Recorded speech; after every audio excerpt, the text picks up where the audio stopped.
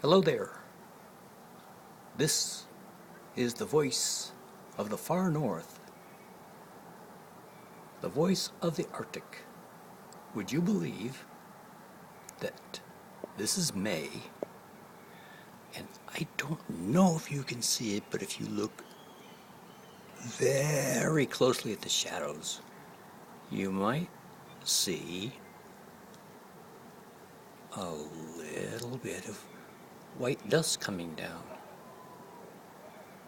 It's a little hard to see against the bright background, but in the shadows, if you look closely, you could detect. I doubt you can see it against the trees, and you can hear the seagulls in the background. Out here in the absolute middle of nowhere. And I mean, we're hundreds and hundreds of miles from the ocean. And these seagulls come up in the early spring and they chase all the ravens out of here. I really like that. So it's a very horrible, wicked, terrible spring day. I've never seen this before in my life. Well, there on the top of the building, you can see it. That's supposed to be, oh, there, yeah. If you look at the top of the building, left-hand side is black, and the right-hand side is white. That white is snow. It's snowing in the middle of May. I've been up here for 30 years, minus 11, which I spent in blissful, lovely Korea. Oh, I long to go back. But being able to detect the climate change, it's really obvious here. Things are whacked out.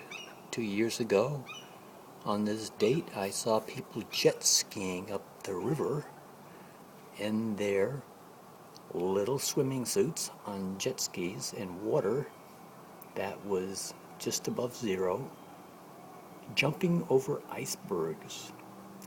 The people up here, I can't vouch very much for their mental stability, but that's not a problem. We have stores up here called, well, there's two kinds of stores that help us deal with life up here. One very popular store is called the pharmacy. Older folks know them as drugstores. See, they have been established to provide the people with the requisite pharmaceutical products to allow their mind to achieve the stability to be, instead of out here, to be inside a building for an entire year without going nuts. It's not possible. The other choice is to go outside and enjoy fresh air and temperatures that can get down to 50 below zero. I mean, you can't even spit in the air without it coming down in the sun like a rock hits the ground. And we have happy dogs, yes. Dogs up here, they like to pull. And since this is the north side of the house that I can always see, I look down, and lo and behold, it's an iceberg. It's coming out of the house. Oh, there's the edge of the house. It's not. Solar radiation has caused a back reflection and melted the ice away from the house.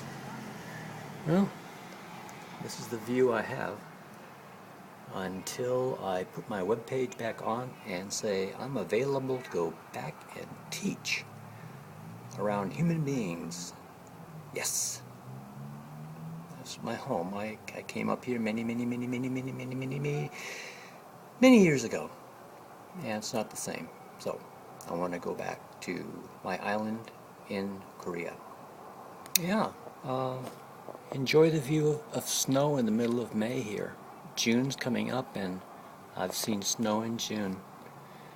I've also seen temperatures up to 100 degrees in June. So it can happen. Yes, indeedy do. Top of the trees. They're about, yeah. You don't see leaves on these trees. I mean, they're very smart. They, oh, that seagull. You saw a seagull. Yeah. By the way, if you like seagulls, think twice. Seagulls are made in many pictures and paintings around the ocean. But what do seagulls eat up here in the middle of the Arctic? Well, I'll tell you. I've sat and watched them go down and pick up baby ducklings by the throat and hack them apart and eat them while they're still kicking and alive, while their mother is trying to get the seagull off of them. So my summer plans are to build a 500 watt carbon dioxide gas laser, continuous wave, and go ahead and put a 22,000 volt conductive charge on the beam and sit around and see if I can have some fried seagull fall out of the sky. Please, splash! Well, the end of our project for the day. Have a great day.